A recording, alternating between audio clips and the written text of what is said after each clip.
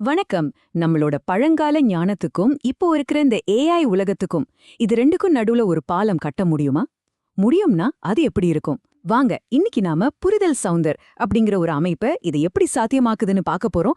ரொம்ப இன்ட்ரெஸ்டிங்கா இருக்க போகுது. ஆரம்பிக்கலாமா? நீங்களே கொஞ்சம் யோசிச்சு பாருங்களே, நம்மள சுத்தி எந்நேரமும் டிஜிட்டல் சத்தம், நோட்டிஃபிகேஷன்ஸ், மெசேஜஸ்னு ஒரே இரைச்சல். இதுக்கு நடுவுல நிஜமான வளர்ச்சிக்கு தேவையான ஒரு தெளிவை நாம எப்படி கண்டுபிடிக்கிறது? ஒரு பக்கம் நம்ம கரியர் கோல்ஸ், இன்னொரு பக்கம் ஒரு அர்த்தமுள்ள வாழ்க்கை வாழணும்னு ஆசை. இது ரெண்டுக்கும் நடுவுல ஒரு பேலன்ஸ் கண்டுபிடிக்கிறது எவ்ளோ கஷ்டமா இருக்கு இல்லையா? நம்மள பலரும் இந்த போராட்டத்துல தான் இருக்கோம். சரி, இந்த குழப்பத்துக்கு ஒரு தீர்வு இருக்கா? இருக்கு. அதுதான் புரிதல் சவுந்தர் அப்படிங்கிற இந்த ஒரு ஈகோசிஸ்டம். இது ஏதோ ஒரு புதுசா வந்த ஐடியா மட்டும் இல்ல. நம்மளோட பழமையையும் இந்த நவீன காலத்தையும் ரொம்ப அழகா இணைக்கிற ஒரு ஸ்பெஷலான கலவைனே சொல்லலாம்.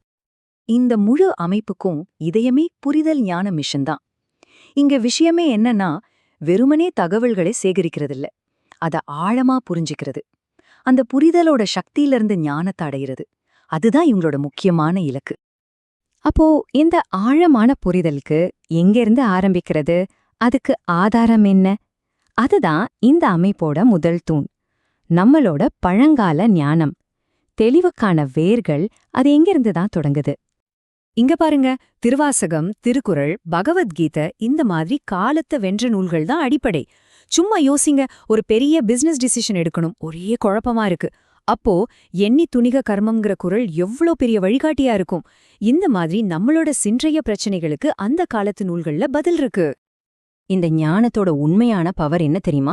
அது நாம செய்யற ஒவ்வொரு செயலுக்கு பின்னாலையும் இருக்கிற ஏங்கிற கேள்வியை எழுப்போம்.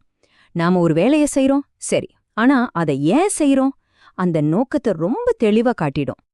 ஓகே, ஏன் அப்படிங்கிற கேள்விக்கு பதில் கிடைச்சிருச்சு. அடுத்தது என்ன? எப்படி செய்ய போறோம்? இங்க தான் விஷயமே இருக்கு. நாம இப்போ டிஜிட்டல் யுகத்துல தேர்ச்சி பெற போறோம். இது உங்களுக்கான ஏஐ மற்றும் ப்ரொடக்டிவிட்டி டூல் கிட்.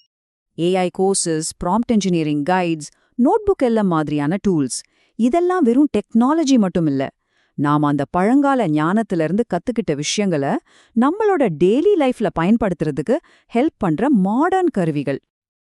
ஒரு நிமிஷம் யோசிச்சு பாருங்க. இந்த டெக்னாலஜி எல்லாம் வெறும் ப்ரொடக்டிவிட்டிக்கு மட்டும் யூஸ் பண்ணாம நம்மள நாமளே ஆழமா புரிஞ்சுக்க யூஸ் பண்ணா எப்படி இருக்கும்? ஆடாடா, இங்கதான் அந்த ஞானமும் டெக்னாலஜியும் ஒன்னு சேருது. சரி, இப்போ நம்மகிட்ட ஞானம் இருக்கு, அத செயல்படுத்த கருவிகளும் இருக்கு. அடுத்து என்ன? இதை எல்லாத்தையும் நம்மளோட ப்ரொஃபஷனல் லைஃப்ல ஒரு growth இன்ஜினா எப்படி மாத்துறது? அதுதான் அடுத்த கட்டம். எந்த ஒரு பெரிய வளர்ச்சிக்கும் முதல்ல தேவைப்படுறது தெளிவு. அதுதான் ஃபர்ஸ்ட் ஸ்டெப். அந்த தெளிவை அடையறதுக்கு ஒரு ஸ்டார்டிங் பாயிண்டா ஒரு 2 நாள் ஒர்க் ஷாப் மாதிரி விஷயங்கள் இருக்கு. இந்த வளர்ச்சி பாதையில பாத்தீங்கன்னா 2 வழிகள் இருக்கு. ஒன்னு கிளாரிட்டி பிஃபோர் growth மாதிரி ஒர்க் ஷாப்ஸ். இது எல்லாருக்கும் ஒரு பொதுவான அடித்தளத்தை கொடுக்கும்.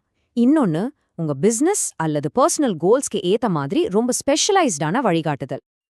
ஆனா இங்க ஒரு பெரிய கேள்வி இருக்கு. இந்த அலகலகு உலகங்களை, அதாவது ஞானம், கருவிகள், தொழில், இது எல்லாத்தையும் நாம எப்படி ஒன்னா இணைக்கிறது? இதுக்கு நடுவுல இருக்கிற பாலம் எது? பதில் ரொம்ப சிம்பிள். எல்லாமே நம்மளோட மனநிலையில இருந்து தான் தொடங்குது. அதுக்கு உதவி செய்யற ஒரு டூல் தான் மைண்ட் 30 டேஸ் சேலஞ்ச். இது என்ன பண்ணும்னா, நாம வெறும் அறிவா தெரிஞ்சு வச்சிருக்கிற விஷயத்த ஒவ்வொரு நாளும் சின்ன சின்ன செயல்கள் மூலியமா நம்ம பழக்கமாவே மாத்திரும். அப்போதான் அறிவுக்கும் செயலுக்கும் நடுவுல அந்த உண்மையான பாலம் உருவாகும். இப்போ நாம பார்த்த எல்லாத்தையும் ஒன்னா சேர்த்து பாருங்க. ஞானம் டெக்னாலஜியை சந்திக்கும்போது என்ன நடக்குது? வெற்றிக்கான ஒரு ரொம்ப பவர்ஃபுல்லான ஒரு ஒருங்கிணைந்த பாதை உருவாகுது. அப்போ இந்த புரிதலுக்கான பாதை என்ன? ரொம்ப சிம்பிள். வெறும் 3 ஸ்டெப்ஸ் தான்.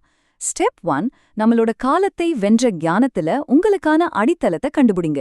ஸ்டெப் 2, இந்த டிஜிட்டல் யுகத்துக்கான கருவிகள்ல மாஸ்டர் ஆகுங்க. ஸ்டெப் 3, இது ரெண்டையும் உங்க ப்ரொஃபஷனல் லைஃப்ல அப்ளை பண்ணி வளருங்க. எவ்வளவு தெளிவான ஒரு ஆக்ஷன் பிளான் பாருங்க.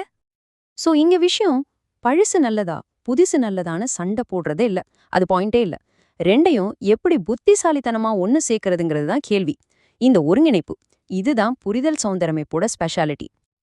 கடைசியா உங்ககிட்ட ஒரு கேள்வி. இந்த விளக்கத்தை முடிக்கும் போது இத பத்தி கொஞ்சம் யோசிங்க. உங்க சொந்த வாழ்க்கையில பழங்கால ஞானத்தையும் இந்த நவீன கருவிகளையும் நீங்க எங்க இணைக்க முடியும்? அப்படி இணைச்சா உங்க வளர்ச்சி பயணத்துல அது என்ன மாதிரியான ஒரு பெரிய மாற்றத்தை கொண்டு வரும்? யோசிச்சு பாருங்க.